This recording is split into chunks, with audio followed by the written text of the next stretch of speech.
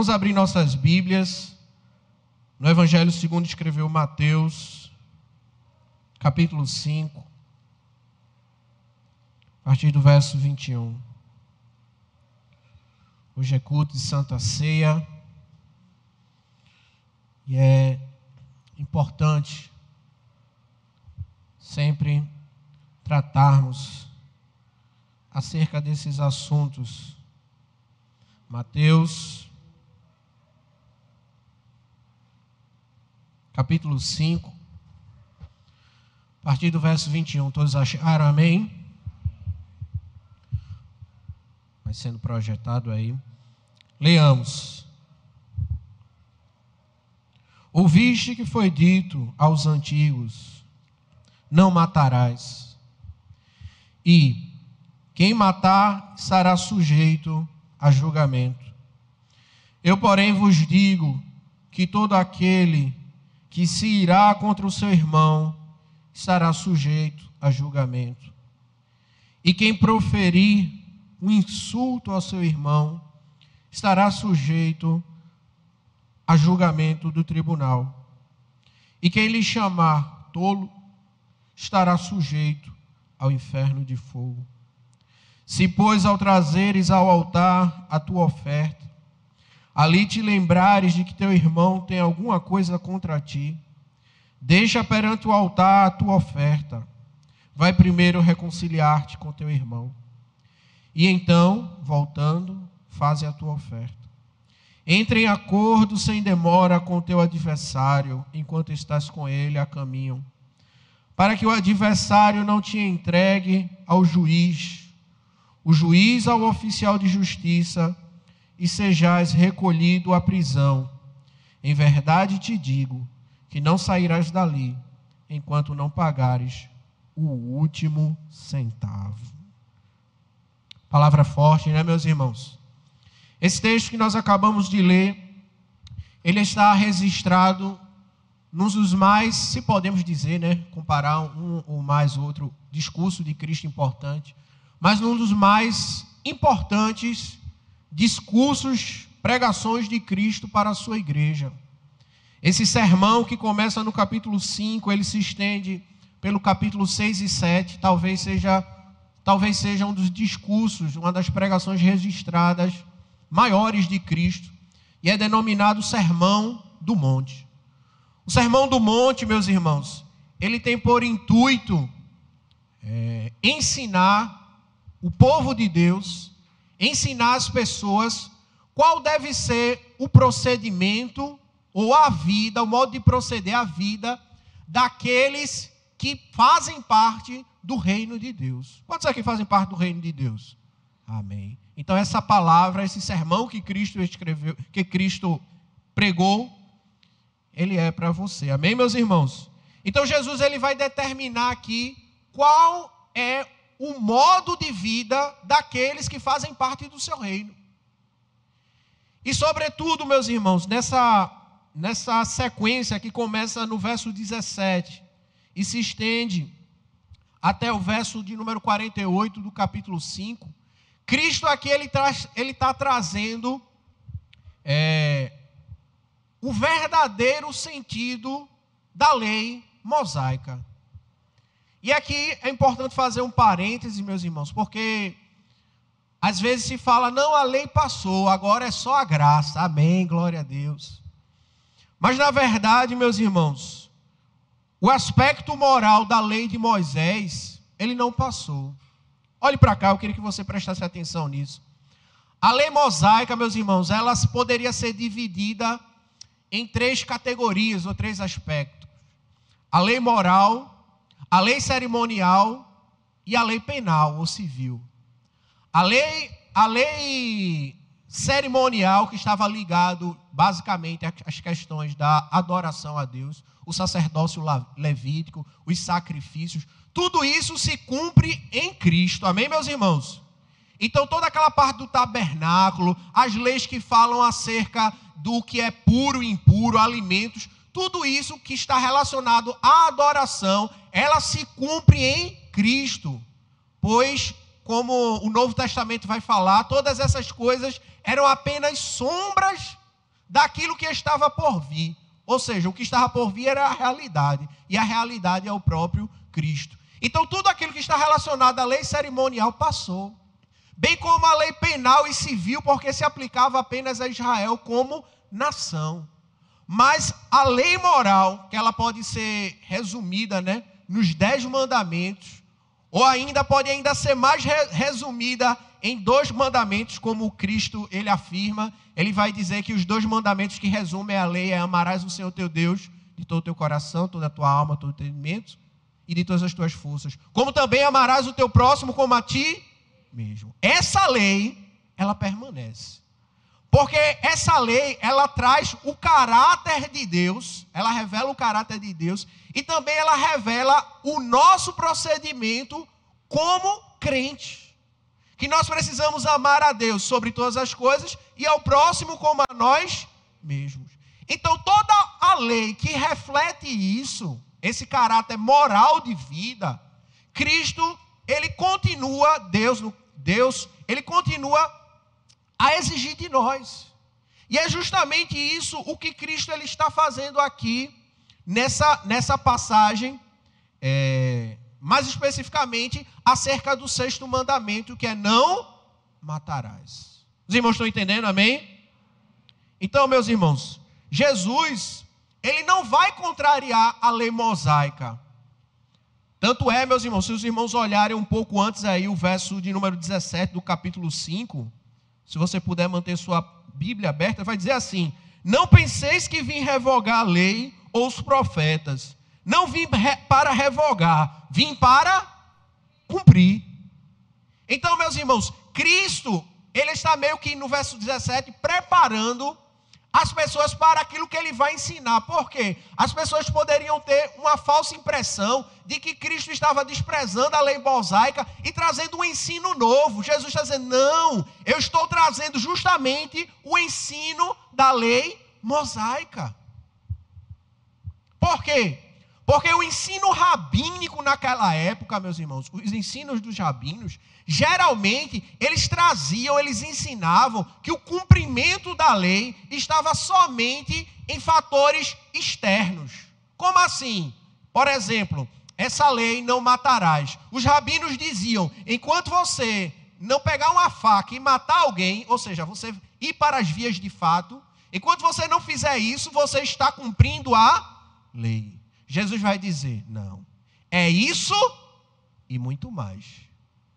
Então Jesus ele vai dizer a partir do verso de número 21, ouviste que foi dito aos antigos, não matarás.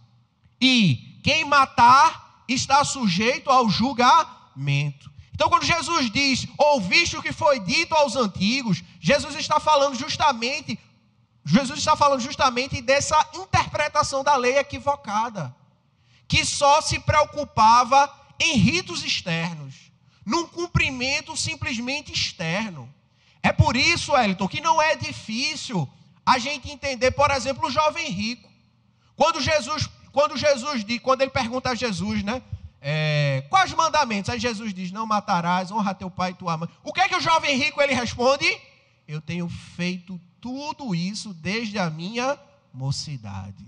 Por quê? Eles entendiam que o simples cumprimento externo era suficiente. Os irmãos estão entendendo, amém? E por isso, meus irmãos, que a partir...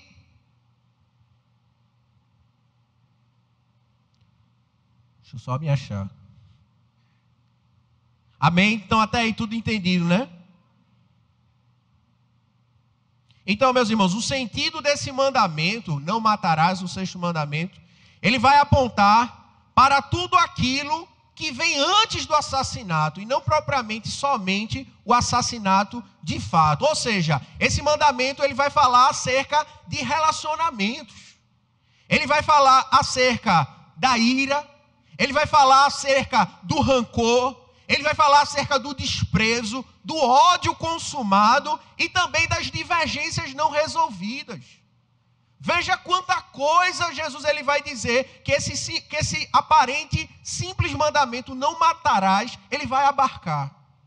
Jesus vai nos mostrar assim, meus irmãos, que o cristianismo, ele é uma religião não somente de atos externos, mas sobretudo ele também é uma religião do coração.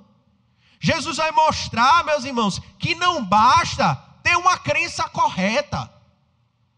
Não basta, Jesus vai nos mostrar que não basta ter atitudes corretas. Não basta.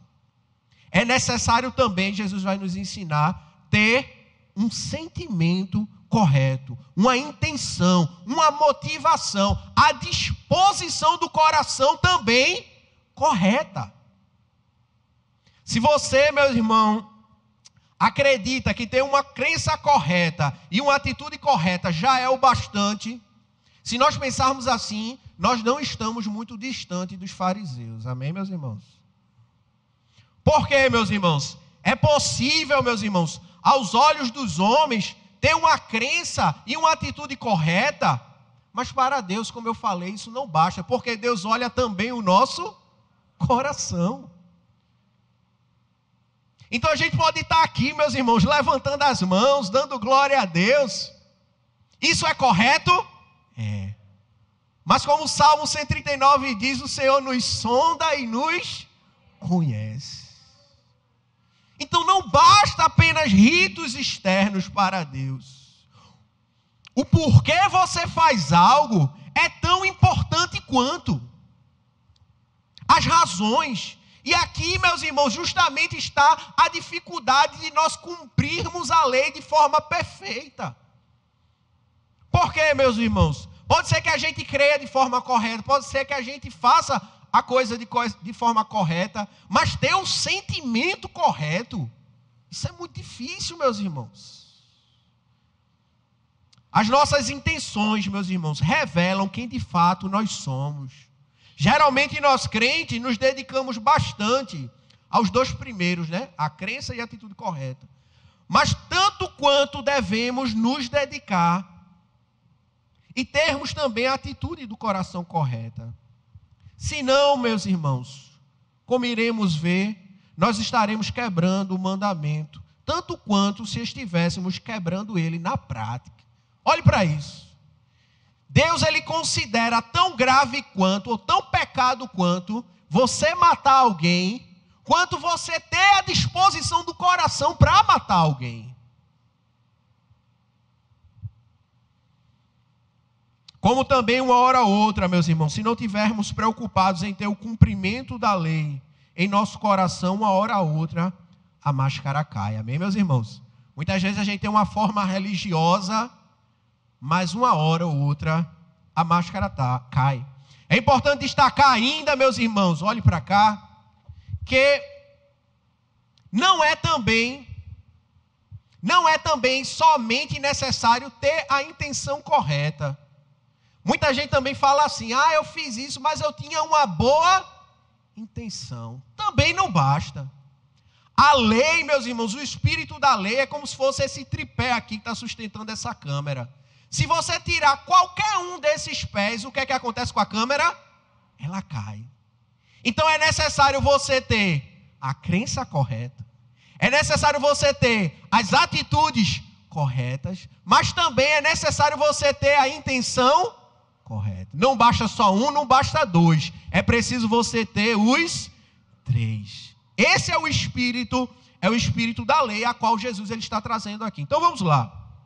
Então Jesus ele vai declarar, verso 22, olha aí. Eu, porém, vos digo que todo aquele que se irá contra o seu irmão estará sujeito a julgamento. Mais uma vez, meus irmãos, Jesus não está contrastando com Moisés, amém? Mas dando o real sentido. Todo aquele que se irá contra o seu irmão estará sujeito a julgamento. Aqui, meus irmãos, Jesus ele não está proibindo a ira em si, amém? Por quê? A ira, meus irmãos, em si, ele é como um sentimento qualquer. A ira em si, ela não é pecado, porque Deus ele se ira.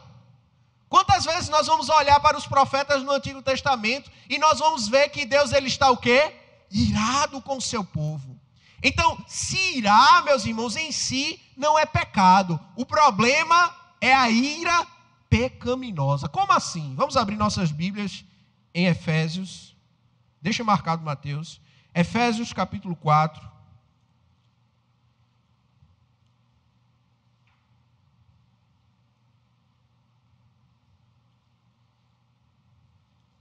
Efésios 4, 26.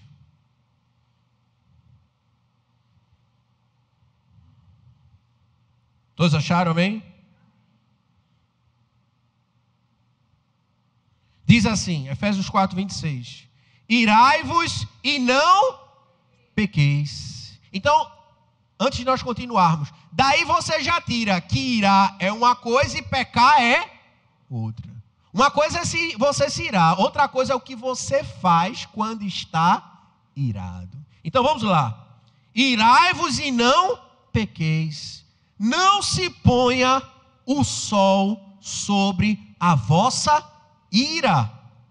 E verso 27, e nem deis lugar ao diabo. Amém, meus irmãos? Então, meus irmãos, o problema não é a ira em si, mas o que você faz quando você está irado. Ou seja, a questão, o problema, meus irmãos, como o Paulo ele fala aos Efésios, é você guardar a ira. É como quando ele fala, não se põe o sol sobre a vossa ira. É como se Paulo estivesse dizendo, olha, antes de acabar o dia, dissipe isso do seu coração. E quantas vezes, meus irmãos, nós ficamos com o coração rancoroso? Quantas vezes dizemos, eu nunca mais vou esquecer isso de fulano? E a gente olha para fulano e a gente tem uma agonia, uma indisposição no coração. É justamente isto, meus irmãos, que Jesus está condenando. O próprio verbo, meus irmãos, no original, como também o tempo verbal, nos mostra a ideia, meus irmãos, de uma ira que ela é contínua. De você estar olhando para alguém, estar alimentando aquele sentimento no seu coração, guardando ódio, alimentando ódio, rancor por alguém. Cristo mostra, meus irmãos, que ao fazermos isto, é o start. A ira, meus irmãos, essa ira continuada. Jesus diz que isso é o start para a quebra do 6º mandamento, não matarás. Por quê, meus irmãos? Nós podemos estar matando essa pessoa onde? No nosso coração. Tiago 1,13 vai dizer, ninguém ao ser tentado diga, sou tentado por Deus, porque Deus não pode ser tentado pelo mal e Ele mesmo a ninguém tenta. Ao contrário, cada um é tentado pela sua própria cobiça ou desejo mal, quando esta o atrai e seduz. Então, olha aí o verso 15. Então, a cobiça, depois de haver concebido, ela é concebida onde, meus irmãos? No lugar onde estão os nossos desejos, que é onde? O coração. Então, a cobiça, depois de haver concebido, ela dá luz ao pecado. Então, quando a gente dá lugar a essa ira, a esse sentimento mal por alguém, Cristo nos mostra que o 6º mandamento aí, ele começa a ser quebrado.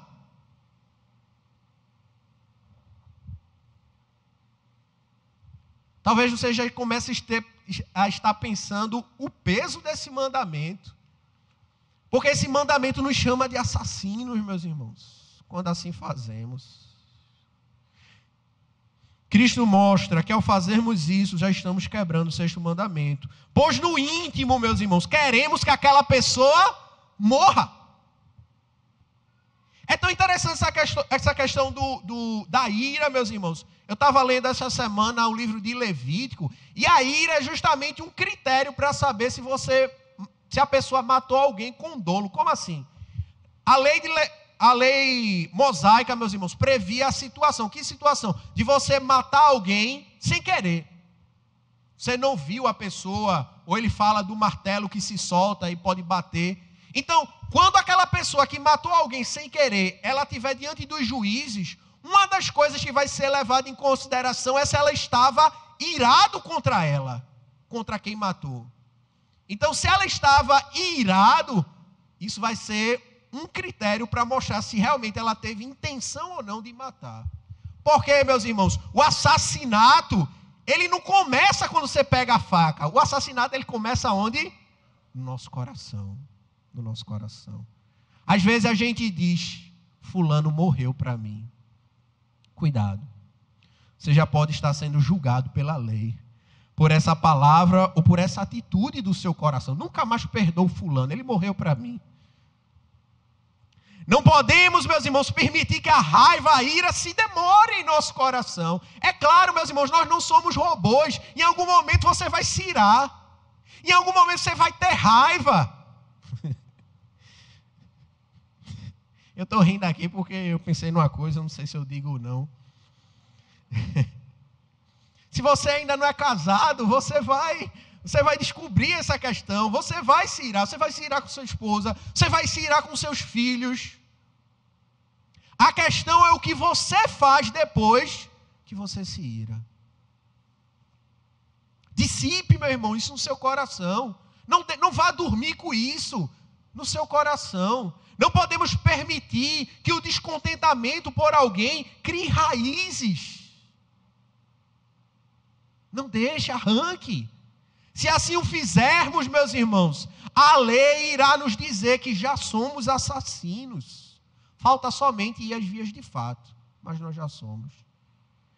Porque, como Jesus disse, quem assim o fizer já está sujeito ao juízo divino. Porém, meus irmãos, o mandamento, ele não para por aí. A quebra do sexto mandamento ainda se configura de outras formas, como, por exemplo, o desprezo.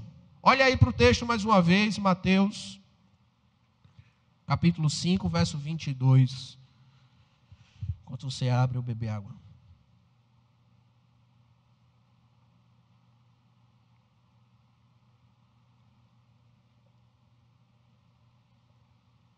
Mateus 5, 22 vai dizer: eu, porém, vos digo que todo aquele que se irá contra o seu irmão estará sujeito a julgamento. E quem proferir um insulto a seu irmão estará sujeito a julgamento do tribunal. Como é que está a tradução aí? É insulto, né? Em algumas traduções tem a palavra aí, raca, não é isso? Então, meus irmãos, Jesus, ele diz que todo aquele que proferir um insulto contra o seu irmão estará sujeito ao juízo. A palavra insulto aí no original é a palavra hebraica raca, que poderia ser melhor traduzido como cabeça vazia.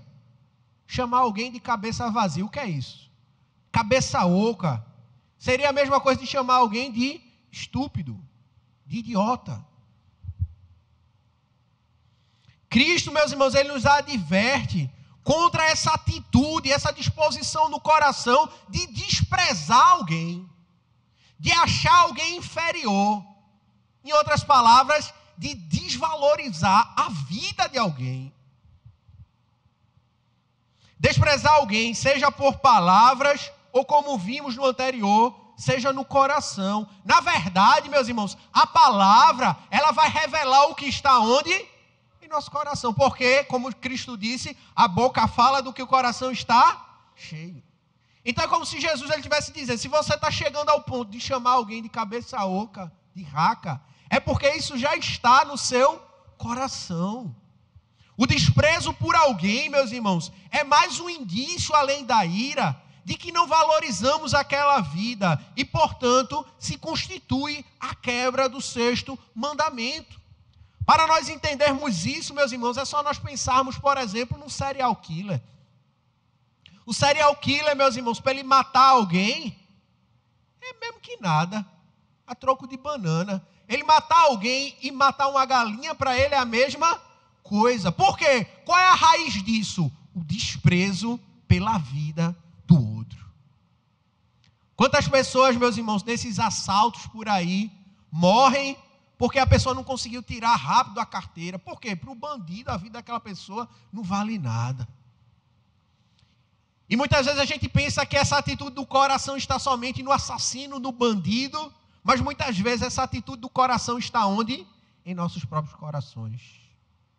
Quando a gente olha para alguém e diz, Às vezes ele não diz nem nada, né? Mas só olha assim com um olhar de...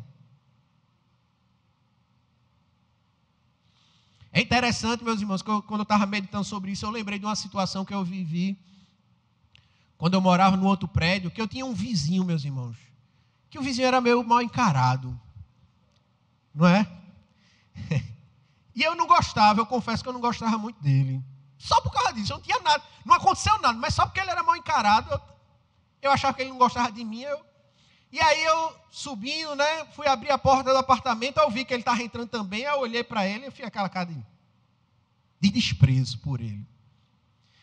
E aí, meus irmãos, no mesmo dia, meus irmãos, parece que Deus aí marcou um encontro, né, na sua palavra comigo. Vamos abrir nossas Bíblias em Provérbios. Foi justamente esse texto que eu li naquele dia. Provérbios 14.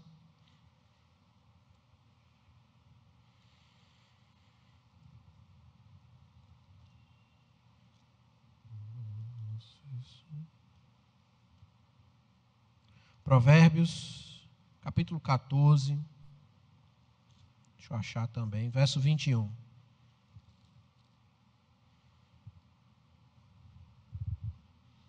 Veja aí o que o Espírito Santo falou comigo naquele dia. Provérbios 14, 21 vai dizer o quê? O que despreza o seu vizinho, peca. E o que foi que Deus me fez lembrar? Aquele olhar que eu dei para ele assim.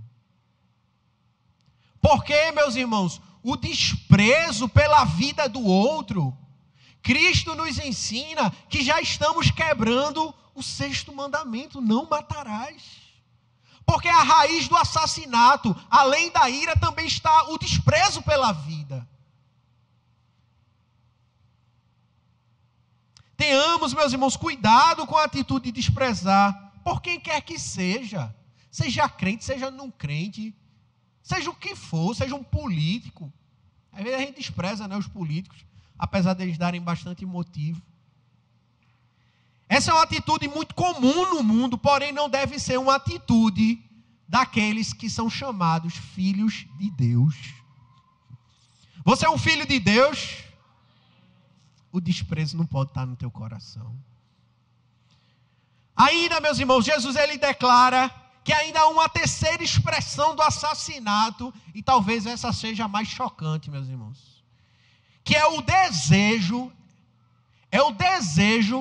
pela morte eterna de alguém. Como assim? Vamos continuar lendo. Mateus 5, 22 vai nos dizer: eu, porém, vos digo que todo aquele que se irá contra o seu irmão estará sujeito a julgamento.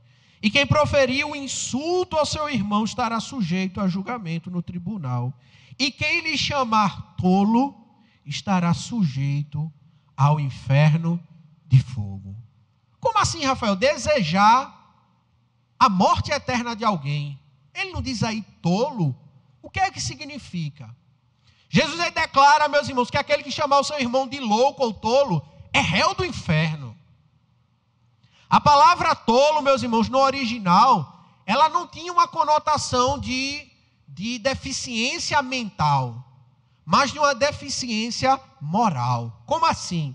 Na Bíblia, meus irmãos, a sabedoria, a palavra sabedoria, né? A sabedoria no Antigo Testamento, sobretudo no livro de Provérbios, né? Vai dizer sobre a sabedoria. Ela tem um aspecto moral. Por quê? Ser sábio, para a Bíblia, no contexto bíblico, é ser temente a Deus. Tanto é que Salomão ele vai dizer que o princípio da sabedoria é qual? O temor do Senhor. O temor do Senhor é o princípio da sabedoria. Então, ser sábio na Bíblia é ser obediente aos mandamentos de Deus. Por outro lado, o contrário também é verdadeiro. Para a Bíblia, o tolo ou o louco é justamente aquele que abandona o Senhor. Aquele que vive segundo o seu próprio coração. Cuidado, né? Pelo mundo aí se fala muito, siga o seu coração. Aí tem até um meme, né, que diz embaixo, assinado Satanás. Por quê? O nosso coração, ele é justamente a fonte de todo o mal. Porque o nosso coração está corrompido pelo pecado. pecado. Então, ser louco para a Bíblia, também é usada a palavra nécio, né? Diz o tolo em seu coração não a Deus. Porque a palavra tolo, ela tem justamente esse aspecto moral de ser uma pessoa que não anda segundo os caminhos do Senhor. Em outras palavras, o tolo na Bíblia é o ímpio. É aquele que não tem um pacto com Deus. É aquele que não tem um relacionamento pessoal com o Senhor.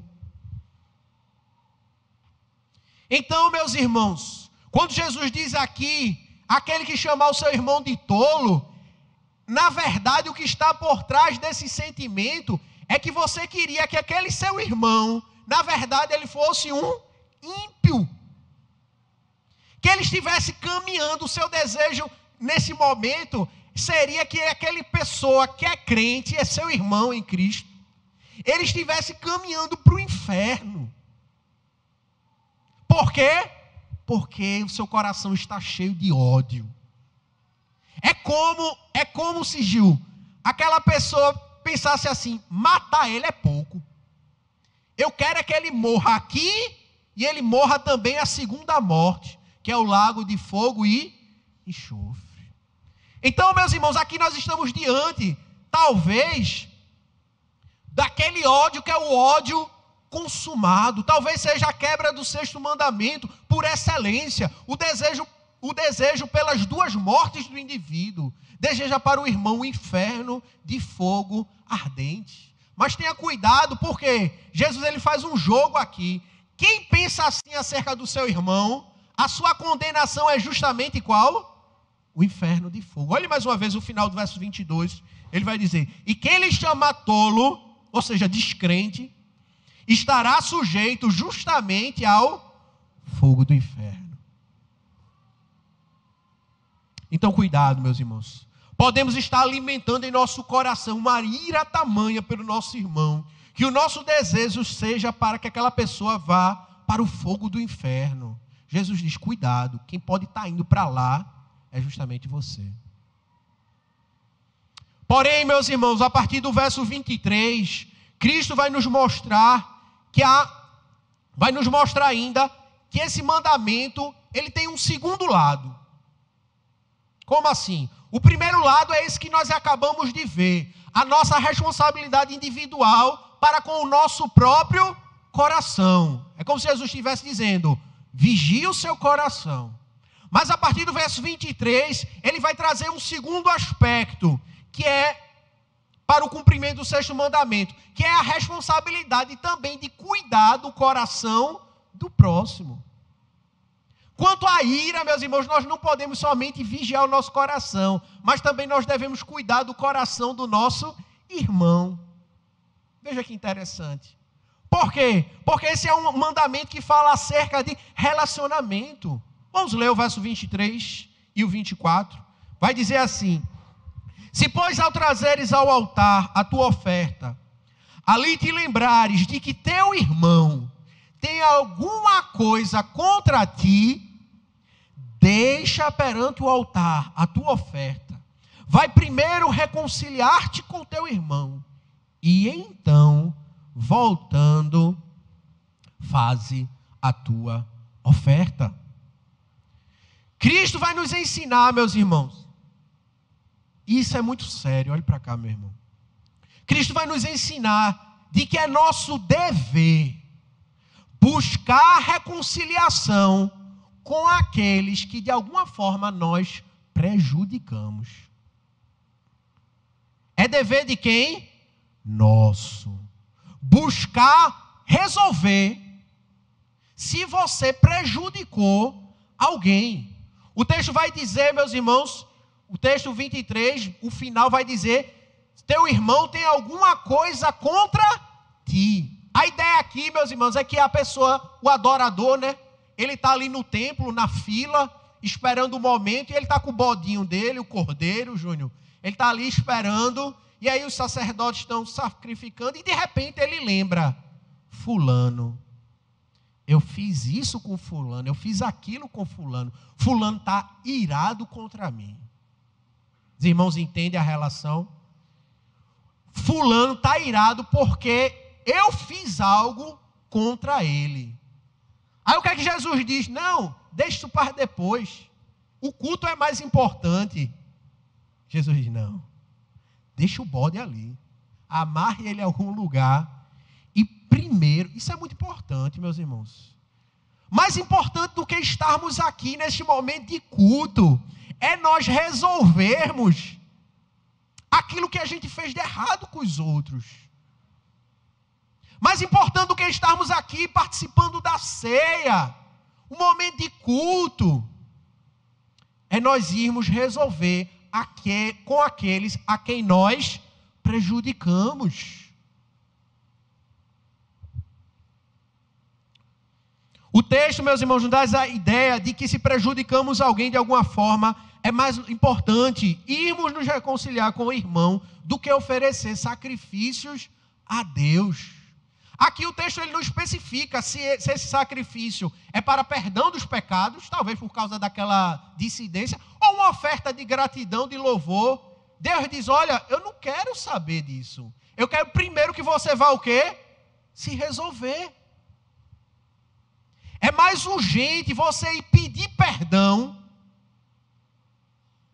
ou de alguma forma reparar o erro que você cometeu para com o seu irmão, do que vir ao culto, levantar as mãos e adorar.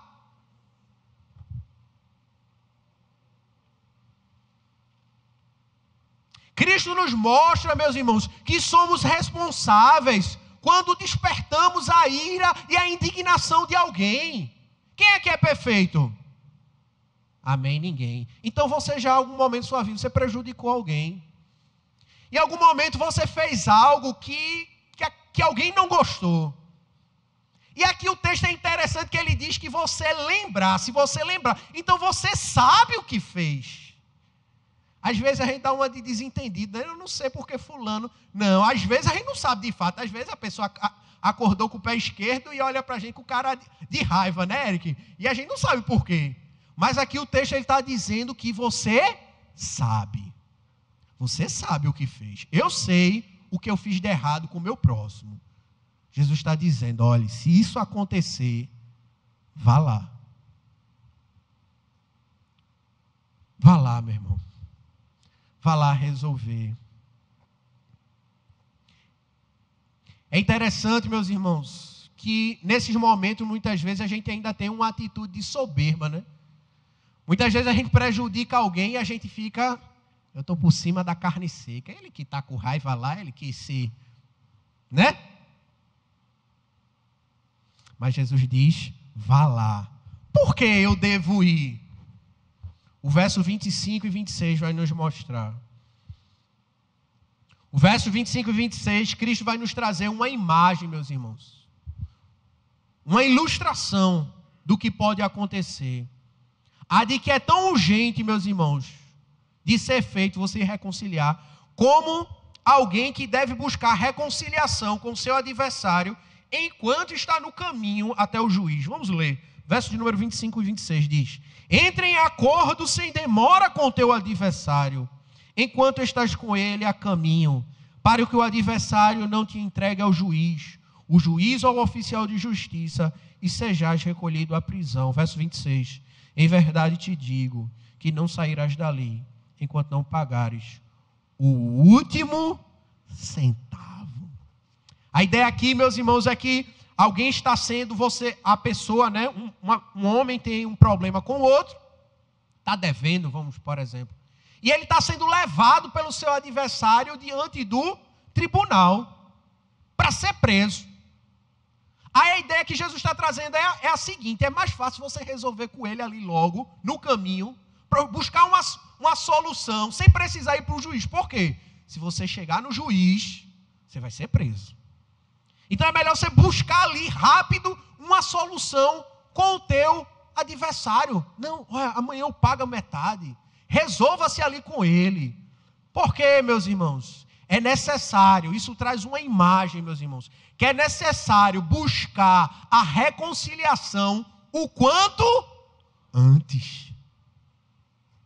É necessário, por quê, meus irmãos? Porque no final o prejudicado possa ser você. Como assim, Rafael? Ah, mas ele que eu fiz, mas ele que está com raiva lá, problema dele. Opa, cuidado. No final das contas, o prejudicado pode ser quem? Você. Por quê? Veja aí o que diz Êxodo, capítulo 22.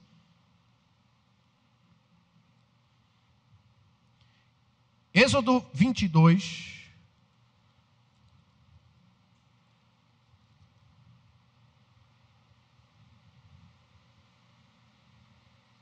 Amém, uma chuvinha boa. Êxodo 22, verso 26. E por favor, peço para a irmã também deixar preparado aí Deuteronômio 24. Êxodo 22, 26. Vai nos dizer assim. 25. Se emprestares dinheiro ao meu povo, ao pobre que está contigo, não te haverás com ele como credor que impõe juros. 26. Se do teu próximo tomares em penhor a sua veste, lhe restituirás antes do pôr do sol. Porque, verso 27, porque é com ela, essa veste, né? É com ela que se cobre. É a veste do seu corpo em que se deitaria. Será, pois, que quando clamar a mim, eu o ouvirei, porque sou misericordioso. Prepara aí, Deuteronômio 24. A ideia aqui é o seguinte, meus irmãos.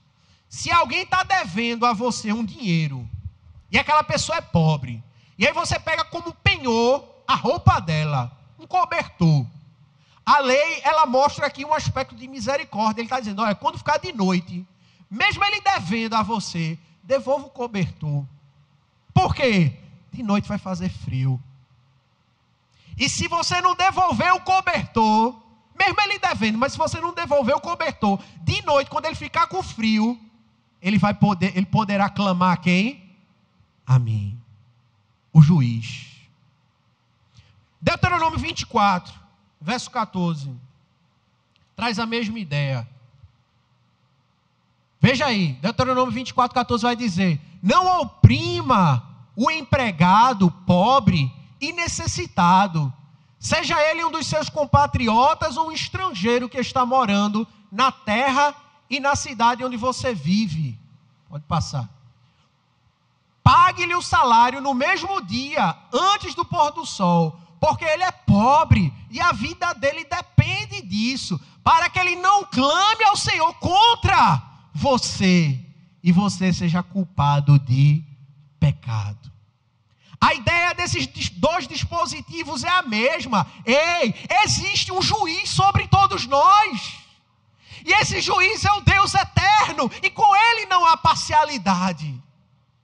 Então a ideia que Jesus está trazendo através dessa ilustração em Mateus 5 é que se aquela pessoa que você prejudicou e você não foi resolver com ela, se ela clamar a Deus, o prejudicado no final pode ser quem? Você. Não, mas eu sou filho de Deus, sou filho da promessa. Ei, com Deus não há parcialidade. Mas eu sou crente, é contra você mesmo que Deus vai cobrar, meu irmão. Lembremos de Davi, por exemplo. Davi, ele era conhecido como homem segundo o coração de Deus. Tinha pessoa mais íntima de Deus do que Davi. Mas Davi, ele o quê? Ele pecou. Ele adulterou com Betseba e ainda matou Urias. Matou. É interessante que ele mandou a carta para que Urias fosse morto pelo próprio Urias. Veja a perversidade de Davi. E o que foi que Deus fez com Davi? Castigou, meus irmãos. Deus perdoou Davi? Perdoou. Mas Deus, ele falou através do profeta Natã, a espada não vai sair do meio da tua família. Até o fim da vida de Davi, meus irmãos, ele sofreu por causa que ele prejudicou alguém. Então olhe para cá, meus irmãos, olhe para a urgência desse texto. Se você está ainda com a pessoa a caminho, se resolva logo. É melhor do que você estar diante de Deus e Deus julgar essa causa. Então, meu irmão, minha irmã, se você prejudicou alguém, vá até a pessoa. Para finalizarmos, meus irmãos, as aplicações finais. Não se preocupe, eu não vou demorar aqui. As aplicações finais. Primeiro, meus irmãos, cuidado com a ira. Vamos fazer uma recapitulação do que vimos. Cuidado com a ira. Não permita que ela se prolongue no seu coração. Você vai se irar, você vai ficar com raiva de alguém. Mas deixe isso dissipar, como fumaça. Deixe que isso se vá. O texto de Efésios fala, não se ponha o sol sobre a vossa ira. Não alimente a raiva contra ninguém. Eu morro e não perdoo. Meu irmão, cuidado, meu irmão. O prejudicado vai ser você. Porque o texto diz lá na oração dominical do Pai Nosso, Jesus ele vai dizer que se nós não perdoarmos, também o nosso Pai Celeste ele não nos perdoará. Fulano morreu para mim. Nunca diga isso, meu irmão. Lembre-se que agir dessa forma é quebrar o 6º mandamento. Segundo lugar, meu irmão, cuidado com a atitude de desprezar alguém. Cuidado com a atitude de desprezar o seu próximo. Às vezes olhamos para certas pessoas que não gostamos e temos um olhar de desprezo. Cuidado, você pode já estar desprezando, quebrando o 6º mandamento. Em terceiro lugar, cuidado com o ódio consumado. Às vezes a gente pode ser tomado por uma ira tão gigante, tão grande, que a gente queria que aquela pessoa morresse fosse pouco. A ponto de desejarmos que ela fosse amaldiçoada, condenada ao inferno. Não, meus irmãos, nós vemos muito pelo contrário. Tanto Moisés, olhe para cá, tanto Moisés como o próprio apóstolo Paulo preferiam que eles mesmos fossem riscados do livro da vida a favor do seu povo. Veja que atitude totalmente contrária. A gente encontra isso em Moisés, em Êxodo 32, e essa atitude de Paulo em Romanos 3. Em quarto lugar, meus irmãos, cuidado com a vida religiosa desconexa. Como assim? Cuidado com a vida, meus irmãos, de você vir cultuar ao Senhor, vir ofertar, sabendo que você prejudicou alguém. Talvez no trabalho, talvez no âmbito familiar, você fez algo contra alguém. Deus está dizendo a você, cuidado. Muitas das vezes, a gente só se lembra disso em momentos de ceia, né? Mas, na verdade, meus irmãos, essa deve ser uma atitude que a gente deve ter sempre. Por quê, meus irmãos? Porque pode ser que Jesus não volte num domingo de ceia, amém? Se Jesus voltar numa quarta-feira e você prejudicou alguém e está nem aí para ela. O nosso culto, meus irmãos, de nada vale se você comete o mal contra o seu irmão e fica por isso mesmo. Em último lugar, meus irmãos, em quinto e último lugar, cuidado com a vanglória ao prejudicar alguém. Cuidado ao prejudicar seu irmão e achar que vai ficar por isso mesmo.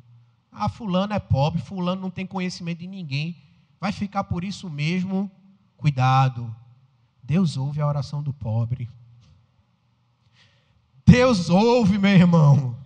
Deus ouve aquele que ninguém tem por ele. Não tem ninguém que o socorra. Ei, ainda tem uma última instância. E nessa última instância, meu irmão, não tem política certa, não tem nada. Essa última instância, ela julga segundo a justiça. Louvado seja o nome do Senhor. De forma imprudente, alguns ainda sentem um gostinho de que está saindo por cima. Lembre-se, a ordenança bíblica é que você, o quanto antes, vá se resolver com o seu irmão, pois ele pode clamar a Deus, e com Deus não há imparcialidade. Amém, meus irmãos? Que essa palavra possa ficar guardada em nossas mentes e corações. Que Deus os abençoe.